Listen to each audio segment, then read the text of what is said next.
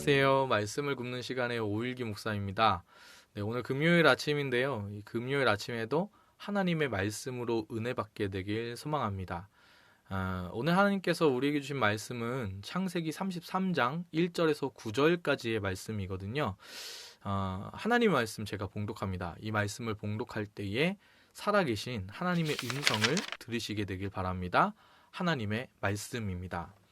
야곱이 눈을 들어보니 에서가 400명의 장정을 거느리고 오고 있는지라. 그의 자식들을 나누어 레아와 라헬과 두 여종에게 맡기고 여종들과 그들의 자식들은 앞에 두고 레아와 그의 자식들은 다음에 두고 라헬과 요셉은 뒤에 두고 자기는 그들 앞에서 나아가되 몸을 7번 땅에 굽히며 그의 형 에서에게 가까이 가니 에서가 달려와서 그를 맞이하여 안고 목을 어금 맞추어 그와 입 맞추고 서로 우니라. 에서가 눈을 들어 여인들과 자식들을 보고 묻되 너와 함께한 이들은 누구냐? 야곱이 이르되 하나님이 주의 종에게 은혜로 주신 자식들이니이다.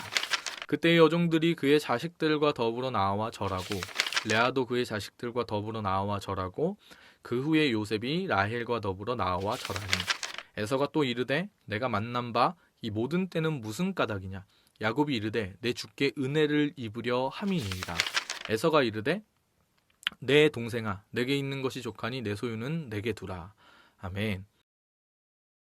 네, 오늘 이 아침에도 이 말씀 가지고 하나님의 은혜 나누게 되길 소망합니다.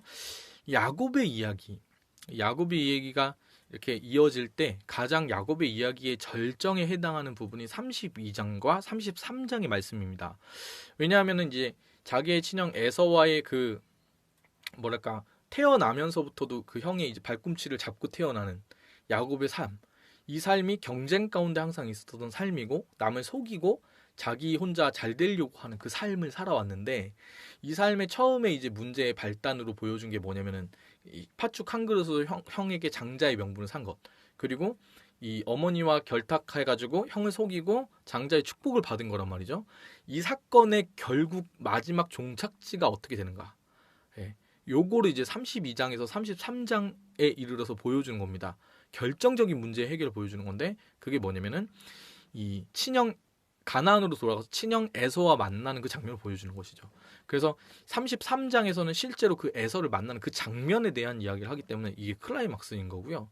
그리고 이제 32장 같은 경우는 이 에서를 만나기 직전에 야곱의 그 심리적인 부분의 심경의 그 긴장의 고조, 가장 이 위에 있는 그 텐션, 막 되게 막 이렇게 그 긴장감으로 막 바짝바짝 이렇게, 그런 상황을 보여주기 때문에 32장이 그런 부분에서 클라이막스라고 할 수 있는 겁니다.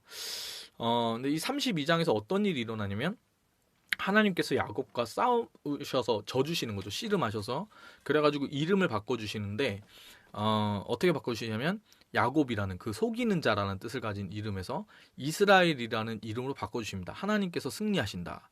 그래서 뭐라고 얘기하냐면 이 하나님과 겨루 이겼기 때문에 이렇게 바꿔주는 거다. 이렇게 얘기하는 거죠. 하나님의 통치와 하나님의 승리라는 이름으로 이스라엘이라는 이름으로 바꿔주십니다. 하나님께서.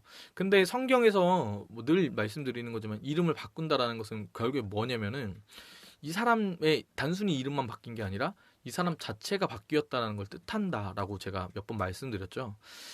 이 야곱이 뭔가 많이 바뀌는 그 계기가 32장에서 있었다는 거죠. 그래서 오늘 33장에서 그거를 이제 확인해 보게 되는데요. 33장 처음의 시작은 이렇습니다. 1절을 제가 읽어드립니다. 야곱이 눈을 들어보니 에서가 400명의 장정을 거느리고 오고 있는지라. 그의 자식들을 나누어 레아와 라헬과 두 여종에게 맡기고. 네, 이 1절은 야곱의 두려움의 근원이 되는 것들을 보여줍니다. 이 야곱이 이 전장에서 왜 형을 만날 때 힘들어 했냐면 형이 그냥 온 게 아니라 형이 나를 용서했을까? 형이 지금 아직까지도 나를 싫어하고 마음을 어려워하고 있을까? 이런 고민을 하면서 봤는데 형이 400명의 장정과 오고 있다는 얘기를 들었기 때문에 두려운 거예요. 그래서 에서도 두렵지만 이 에서의 심경이 이건 반드시 나를 죽이러 오는 거다. 이 마음을 가졌기 때문에 어려웠던 겁니다. 그래서 하나님 붙잡았던 거거든요. 그러니까 정확하게 그 두려움의 원인이 됐던 건 뭐냐면 장정 400명. 에서의 심경을 표현한 이 장정 400명이 문제였던 거예요. 오늘 1절에서는 야곱이 눈을 들어서 정확하게 자기에게 두려움을 주었던 그 부분의 문제를 바라보게 됩니다. 장전 400명과 함께 오고 있는 에서를 부딪히게 되는 거죠. 예. 그 에서를 만나게 됐을 때 야곱이 어떤 일을 하냐면 자식들을 나누어 가지고 이렇게 배열을 하거든요. 배열을 해요. 그 배열이 이렇습니다. 2절에 나와 있는데 제가 읽어드릴게요. 여종들과 그들의 자식들은 앞에 두고 레아와 그의 자식들은 다음에 두고 라헬과 요셉은 뒤에 두고. 근데 이 배열 자체가 뭐냐면 머리를 많이 굴린 걸 수도 있는 배열이요. 네. 그리고 이 배열 자체가 뭐냐면 이게 너무 위급해서 그랬는지 몰라도 야곱이 자기가 사랑하는 사람을 아끼는 그 배열을 보여주는 거죠. 그래가지고 덜 아끼는 사람들을 가장 앞자리 배치하는 거예요. 그러니까 에서가 이쪽에서 이렇게 오고 있으면 여기에 제일 처음으로 에서를 맞부딪히게 되는 사람이 제일 먼저 죽을 거잖아요. 그러니까 여기에 두 여종과 그의 아이들을 배치합니다. 그 다음에 자기가 덜 사랑하는 레아와 그의 아들들을 배치하고요. 그 다음에 가장 사랑하는 라헬과 야곱을 가장 뒤에 배치합니다. 그래야 쳤을 때 도망가거나 살아남을 확률이 그나마 높아지니까요. 근데 이걸 뭐 어떻게 얘기할 수 있을지 모르겠어요. 사실은 이 부분에서 어떤 부분에서 보면은 머리 굴리네 아직도 이렇게 생각할 수 있습니다. 왜냐면은 배치를 진짜 뭐 그렇게 해가지고 한 거거든요. 근데 이게 잘 모르겠어요. 그냥 자기도 위기 가운데 딱 맞부딪히게 되니까 어쩔 수 없이 무의식중으로 아끼는 순서로 배열했는지 뭔지는 잘 모르겠어요. 근데 아무튼 뭐 그렇게 배열을 합니다. 근데 그 잔머리 굴린다고도 볼 수 있겠죠. 근데 3절을 보면요. 2절까지만 보면 얘 또 머리 굴리네. 여러분 야곱이 어떤 사람이었냐면 속이는 사람이었죠. 그래서 도망가는 사람이었습니다. 머리를 쉴 새 없이 굴리는.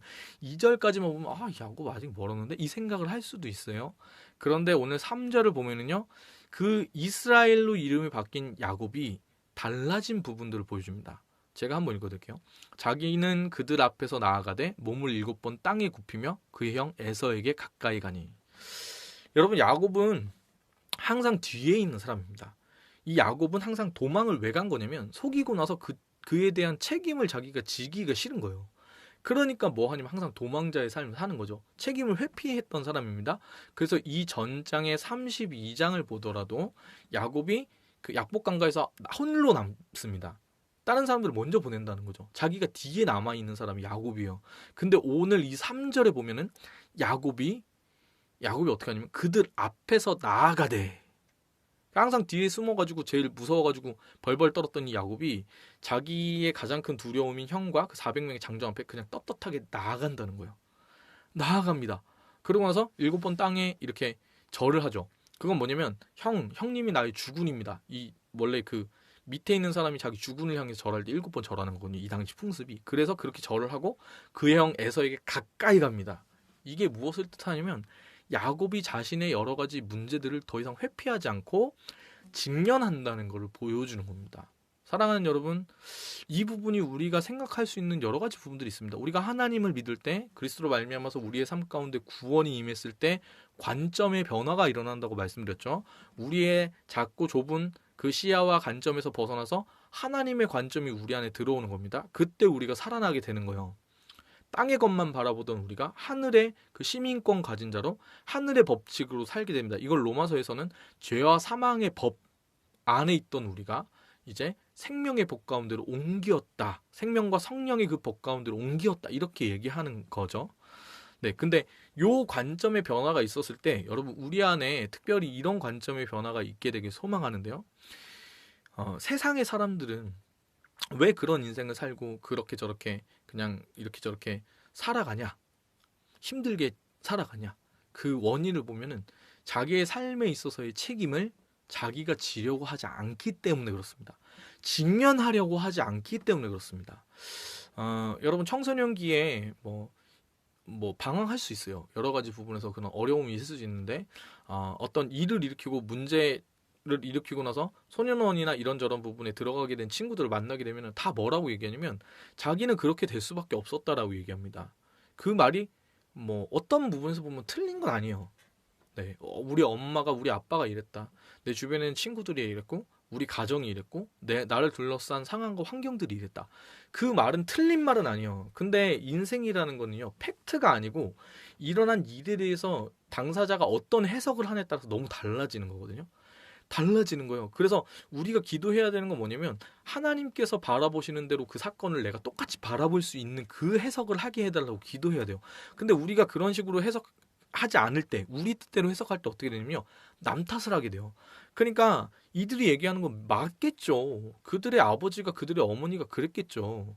근데 그렇다고 해도 이들이 문제를 일으켜서 소년원에 들어가게 된 그것은, 범죄자들이 범죄를 일으켜가지고 감옥에 들어가게 된 그것은 자신의 책임입니다. 그거를 인정해야지만 뭐가 일어나면 변화가 일어나는 거예요. 변화가 일어나는 거예요. 여러분, 과거에 여러 가지 부분 실수할 수 있죠. 근데 이제 문제는 뭐냐면 그 가운데 내 책임이 어느 부분이고 어떻게 내가 잘못했는지 정확하게 알아야지 고칠 수가 있습니다. 근데 우리가 그거를 모르고서 계속 어떤 일이 일어나면 뭐라고 얘기하냐면 다 난 잘못한 게 없어. 날 비난하지 마. 그럴 수밖에 없었어. 어쩔 수 없는 일이었어. 이렇게 얘기한다니까요. 그런 거 아닙니다. 이렇게 얘기하면 그런 분들이 있어요. 그러면 우리 엄마 아빠가 뭐 그렇게 내가 그런 부모님 밑에서 태어나서 자라게 된 거는 그러면은 그걸 지금 내 잘못이라고 얘기하는 거냐고. 어떻게 그렇게 얘기할 수 있냐고. 그렇죠. 그렇게 믿으시니까요. 그 믿는 믿음 자체가 틀린 건 아니에요. 이렇게 해석을 해도 그건 맞는 해석이에요. 제가 뭐라고 할 수 있는 게 아니에요. 그런데 제가 왜 이런 얘기를 굳이 하냐면요. 그 생각을 하고 계시는 한은 달라지지 않을 거예요. 여러분이 사는 그 삶이. 달라지려면 어떻게 되냐면 내 잘못이구나를 알아야 돼요. 내 책임이었구나를 알아야 돼요. 여러분, 우리가 그런 부모님을 만난 거는 어쩔 수가 없죠. 네, 어쩔 수 있는 일이 아니에요. 내가 부모님 선택한 게 아니니까요. 근데 그 부모님을 어떤 식으로 바라봐야 되는지는 우리가 결정하는 거예요. 그리고 그 부모님에게 어떤 영향을 받을 건지도 내가 결정하는 거예요. 여러분, 크리스찬이 되기 전의 사람들은요, 핑계를 대는 거예요. 우리 어머니가, 우리 가정이 이랬다. 예. 심지어 우리가 예수님 믿기 전에 고대에 있었던 옛날 사람들은 뭐에 대한 핑계를 대는 거냐면 산신이 이렇고 귀신이 이렇게 해가지고 이렇게 됐다. 이런 얘기를 하는 거예요. 근데 예수님께서, 우리가 예수님 믿었을 때 예수님께서 그 진리 되신 분이 우리를 자유케 하신다는 건 뭐냐면요. 그 하나하나의 생각과 해석과 관념이 우리를 이렇게 잡고 있거든요. 나는 이런 사람이야. 나는 소극적이고 나는, 제가 옛날에 그렇게 생각했었어요. 나는 진짜 되게 좀 뭐랄까 찐따 같은 사람이야. 막 이렇게 막 나는 막 되게 잘된 것도 없고 막 생긴 것도 이렇고 나는 바보 같고 막 나 소망이 없어 막 이렇게 생각했다는 거예요. 제가 실제 그런 생각을 하면서 제가 지내왔었어요. 이 앞에 영상을 보면 몇 번 그런 얘기들을 하죠. 뭐 다른 사람들 앞에서 말도 한마디 못 하는데 그런 생각 할 만하죠. 근데 재미난 건 뭐냐면요. 이거를 나는 어쩔 수 없어. 나는 어쩔 수 없어. 나는 변할 수 없어. 막 이렇게 얘기하던 제가 하나님 만나게 된 다음에 알게 됩니다. 이거 내가 내 책임이구나. 내 책임이다라는 걸 인정할 때 내가 바꿀 수 있다라는 생각을 하게 되기 때문에 그래요. 그 생각을 못하면 어떻게 되냐면 내가 노예처럼 끌려가는 거죠. 그 상황과 그 사람과 그 사건에 끌려가게 되는 겁니다. 직장에서도 그렇고요. 우리가 교회 생활을 하면서도 이 상황을 종종 맞이하게 돼요. 근데 그렇게 되면은 그냥 내가 그렇게 살고 있는 부분에 있어서 건들지 말라는 거지. 그냥 나는 그래 이렇게 살다가 그냥 죽을 테니까 건들지 말라고. 예. 여러분, 자기의 정확한 책임에 직면하는 사람이요. 상황에 대한 해결을 맞이할 수 있게 되는 겁니다. 하나님께서 여러분을 그 가정 가운데 왜 부르셨냐면 그 가정 가운데 아무런 소망이 없기 때문에 여러분 부르신 거예요. 그 가정 가운데 하나님의 빛이 되라고. 여러분, 엄마 아빠 때문이야를 벗어나고 내 형제 자매 때문이야를 벗어나는 그 순간에, 내 남편 때문이야, 내 자식 때문에 내 인생을 망쳤어, 이걸 벗어나는 그 순간에 여러분 그 가정 가운데 그 믿음의 발걸음을 뛸 수 있는 시작이 일어나게 됩니다. 안 그러면요 여러분 야곱처럼 계속 도망가게 되고요, 계속 남을 속이게 되고요, 자기 마음도 속이게 되고요, 그 다음에 이제 항상 뒤로만 물러나 있게 되는 거죠. 그런 삶을 살기를 원하지는 않으시잖아요. 여러분, 제가 그런 사람이었다니까요. 계속 그렇게 핑계만 대고 안 바뀌고 막 계속 그러다가 하나님 믿게 됐을 때 그때에 심지어 남의 잘못도 내 잘못이라고 생각하게 되는 거예요. 그래서 기도할 때 우리가 그런 기도를 배우기도 하거든요. 어떤 스쿨이나 이런 데 가면은 이 나라의 죄가 나의 죄인 줄 알고 고백합니다. 뭐 이런 고백까지 하게 되는 거죠. 여러분, 크리스천은요 책임을 지는 사람입니다. 이거를 세상 사람들은 다르게 뭐라고 얘기하면 어른이라고 얘기하죠. 어른. 어른이 됐다는 증거는요, 나이가 많이 들거나 이 사람이 키가 컸거나 그런 거 가지고 그 증거로 삼을 수가 있는 게 아니고요. 책임을 어디까지 질 수 있느냐가 어른의 척도라고 생각합니다. 네. 몸이 다 자랐지만 책임지지 않는 그 사람을 두고 우리는 어른이라고 절대 얘기하지 않는 거죠. 여러분, 여러분의 삶 가운데 이미 예수님께서 그 모든 것으로부터 여러분들을 자유케 하신 줄 믿습니다. 십자가를 지시고 죽으시고 부활하심으로 말미암아서 여러분들 옥죄고 있었던 그 많은 것들을 다 자유케 하셨어요. 그러면은 내가 내 삶 가운데 가정이나 힘들죠. 근데 그 여러 가지 상황들 속에서 사로잡히는 거는 뭐 때문에 사로잡히는 거냐면 내가 사로잡히는 걸 선택한 거예요. 여러분, 벗어나셔야 됩니다. 그리고 뭐 해야 되면 직면해야 돼요. 직면. 내 관점으로 보던 그 것들이 구체적으로 하나님의 관점으로 그걸 보게 돼서 그 가운데 하나님의 마음으로 주님의 그 마음과 하나님이 행하시는 그 일들을 하나님 나라를 선포하게 되는 그런 한 날, 여러분 삶이 되길 소망합니다. 강력하게 도전합니다. 직면하지 않으니까 기독교인들이 자기의 모습에 있어서 하나님 앞에 나아가서 그 문제들과 그 어려움과 그 죄에 대한 부분들을 정확하게 직면하지 않으니까 이 땅의 소망이 사라지는 겁니다. 예, 그러니까 5년, 10년, 15년, 20년 신앙생활을 해도요 변하지를 않는 거예요.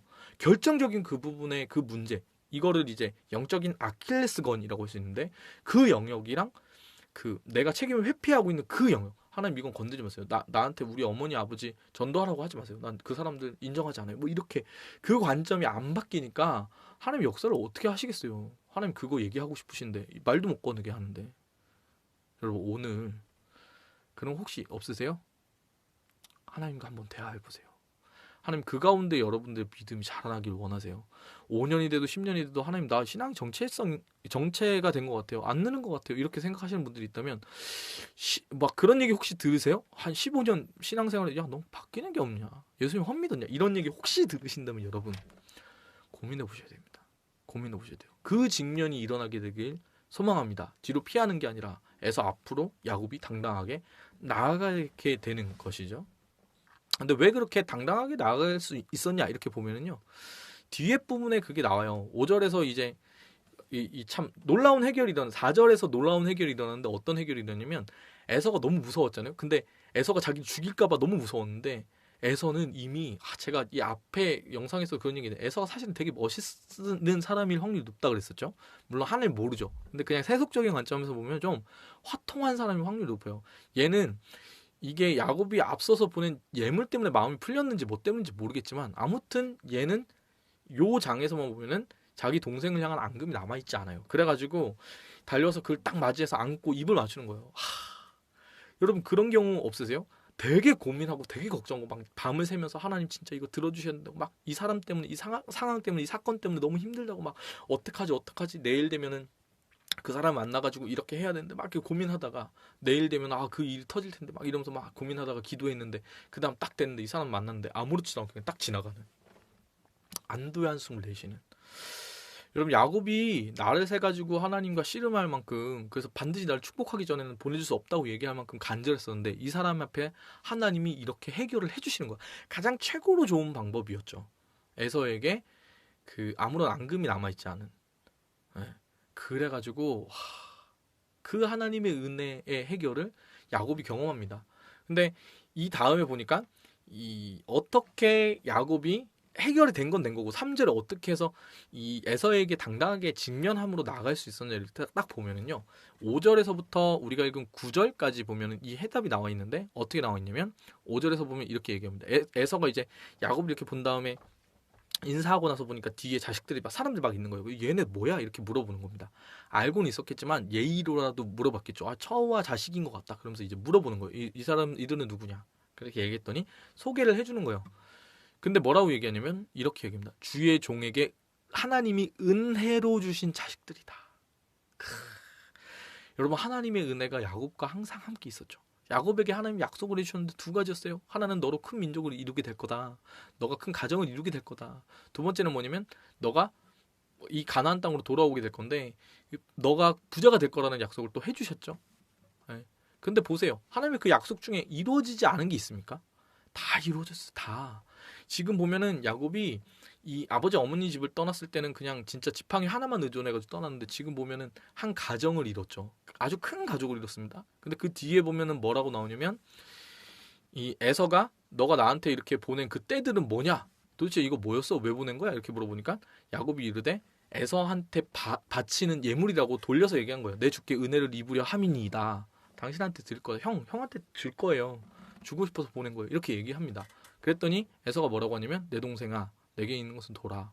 그러면서 이 뒤에 보면 에서도 너 코모드는 그 돈 필요 없어. 나 충분해. 잘 살아. 이렇게 얘기하는 거예요. 되게 좀 화통하게 나온 거죠. 근데 뭐 아무튼 그랬는데 이 때들이 뭐해진 거냐면요. 하나님의 은혜해진 거죠. 은혜해진 거죠. 사랑하는 여러분, 우리가 가진 그 삶의 문제, 제가 아까 얘기했던 그 부분의 문제에 직면하게 되길 소망합니다. 이 영적인 아킬레스건, 이 부분에 직면하지 않으면요. 왜 하나님 앞에 얘기하지 못하는 그 죄, 여러분 그 아직 용서하지 못한 그 사람, 그 상황, 그것들을 해결하지 못하면 여러분 잘하지 않아요. 나무가 이렇게 있는데 이렇게 나무 통이 있다고 해봅시다. 통이 12개로 이렇게 짜여진 통 아시죠? 왜 나무로 이렇게 짜여진 통? 근데 그 중에 하나가 다 요만큼인데 하나가 한 요만큼이에요. 그럼 물을 어디까지 채울 수 있죠? 여기까지 채울 수 있습니까? 못 채웁니다. 여기까지만 채울 수 있는 거예요. 여기까지만. 예. 여러분 그래서 그 하나님 앞에 딱 찍혀가지고 이 나무가 이렇게 딱 찍혀가지고 그 부분에 상처를 입은 그 해결해야 되는데 직면하지 않고 지나간 그 부분이 있으면 나무가 더 이상 자라지도 못하고요. 물도 똑같아요. 여기까지만 채울 수 있어요. 여러분 신앙이 자라지 못하고 있는 이유가 뭐냐면 그 영적인 아킬레스건 결정적인 부분을 다루지 않아서 그렇거든요. 근데 이게 마치 어떤 느낌이냐면 우리가 하나님을 알아서 무서워서 가지 못하는 거예요. 왜냐면 하나님이 때때로 우리 마음의 한쪽 벽을 다 허물어 버리시거든요. 다 없애버리세요. 그래서 우리로 진짜 죽기 바로 직전까지 이렇게 가게 하세요. 이 전장에서 야곱이 에서를 만나기 직전에 그랬던 것처럼. 그게 싫은 거죠. 다뤄야 된다는 걸 아는데 이것 때문에 내가 심지어 하나님께 나아가는 것도 지금 힘들어가지고 못 나가고 있는데 그 부분을 다뤄야 되지만 말을 못하고 있는 그 부분. 다른 식으로 표현하면 이 부분이 수술이 필요한 영역이죠.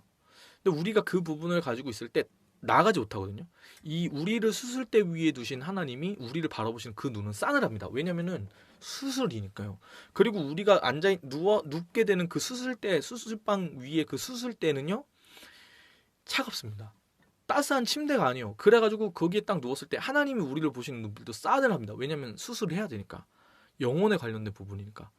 그래서 그것들이 너무 어렵고 차갑고 두려운 거예요. 그래서 피하는 거예요, 자꾸만. 근데 이 야곱도 그 부분이 있었는데 그 부분은 직면해서 다 나갈 수 있었던 결정적 이유가 뭐냐면 하나님이 신실하신 하나님이시라는 걸 경험했기 때문에 그래요. 그 믿음이 있었던 거죠. 그리고 심지어 하나님께서 이 야곱에게 져주시는 그 은혜로 이름을 바꾸어 주실 때 그때 이 야곱이 그 자기의 그 문제에 직면해서 딱 나갈 수 있게 되는 거예요. 여러분 하나님께서 우리 가운데 신실하신 분이세요. 믿을만 한다는 거예요. 하나님께서 수술을 하시겠지만 그 수술에 그 손이 날카롭고 우리 가운데에 날카로운 것들이 막 우리를 해집겠지만 여러분 믿으셔도 돼요. 왜? 하나님의 수술은 실패가 없습니다. 하나님께서 우리를 다루시고 우리를 바꾸어 가실 때 그 하나님의 손길은 결코 실패해서 우리가 죽을 일 없는 거예요. 그 하나님의 수술을 받으면 우리는 100% 살아납니다. 여러분. 그래서 여러분 우리가 그 하나님께 나아가서 그 문제에 직면을 해야 되는 거예요. 피하지 말고 그 영적인 아킬레스건 그거 가지고 주님께 나아가야 되는 겁니다. 그때의 변화가 일어납니다. 그때의 실질적인 해결이 일어나는 거예요. 오늘 야곱이 에서를 만나는 그 문제 가운데 야곱 에서를 만나서 해결이 되는 것처럼. 여러분 그 큰 하나님의 계획과 은혜를 바라보세요. 이 보면은 야곱이 기도했는데 사실 하나님께서 야곱도 바꿔놓으셨지만 에서도 바뀌었던 거예요. 원래 그 울분에 차 있었던 에서가 되게 멋있어진 거죠. 그냥 인간적인 관점에서 보면 달라진다니까요. 여러분 오늘 한 날 계속 우리가 피하던 그 문제, 그 영적인 아킬레스건 그 부분들에 직면하게 되길 소망합니다. 하나님의 은혜로 그 부분에 직면하게 되는 하루 살았으면 좋겠어요. 다시 한번 그 하나님께 물어보고 하나님과 대화하는 그런 복된 한 날 되었으면 좋겠습니다. 여러분 오늘 하나님께서 우리에게 주신 찬양 나누길 원하는데요. 좀 옛날 찬양인데 보라 너희는 두려워 말고 라는 찬양입니다. 사실은 홍해가 우리를 덮는 것 같은 두려움이 우리 가운데 생기는 게 맞아요. 그 두려워하는 그 문제 있잖아요. 그거거든요. 근데 여러분 하나님께서 우리 가운데 은혜 베푸시고 해결해 주실 줄 믿습니다. 도망가지 않으면요. 우리가 살아날 겁니다. 그 믿음 가지고 찬양할까요? 보라 너희는 두려워 말고 보라. 너희를 인도한 나를 보라. 너희는 지치지 말고 보라. 너희를 구원한 나를, 너희를 치던 적은 어디 있느냐. 너희를 억누르던 원수는 어디 있느냐. 보라. 하나님 구원을 보라. 하나님 능력을 너희를 위해서 싸우시는 주의 손을 보라. 보라. 하나님 구원을 보라. 하나님 능력을 너희를 위해서 싸우시는 주의 손을 보라. 보라. 하나님 구원을 보라. 하나님 구원을 보라. 하나님 능력을 너희를 위해서 싸우시는 주의 손을 보라. 보라. 하나님 구원을 보라. 하나님 능력을 너희를 위해서 싸우시는 주의 손을 보라.